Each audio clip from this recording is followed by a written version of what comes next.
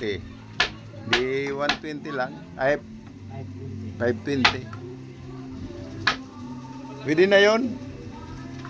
Isa magagasgasan yung sasakyan mo dito sa baba eh.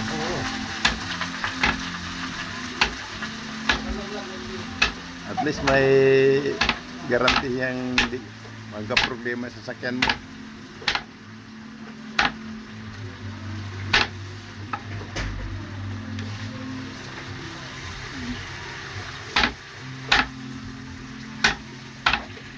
Tagal na ako noon, pinapagawa ko dyan sa taas. Sabi ako ka ng steady mo parkingan dito. Sabi ko, kuya, dito sa akin. Ay, kak, Ay, sa susunod. sa'yo yan. Sa susunod, pag naiparada ko yun dyan, putangin na, sa akin. Sarili mo na. Tangin, sarili na yung parkingan. Magtaka naman siya, ba't di mo inaalis? Sa akin na lang yung parkingan mo dyan. Sabi mo, hindi tayo yan.